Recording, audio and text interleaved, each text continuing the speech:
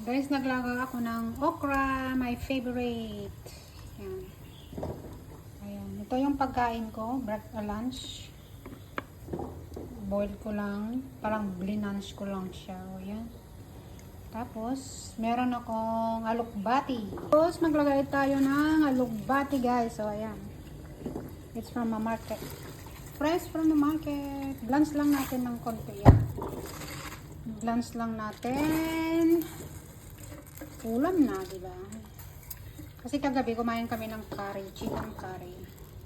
So gusto ko ngayon gulay. Yan lang guys. Ganyan lang yung magluto ng ano.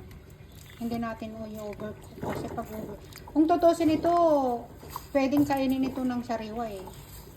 Kaya lang, syempre, it's from the market. Kaya kailangan natin i-blanch. Ayan, okay na ito guys. Diba? Blanch.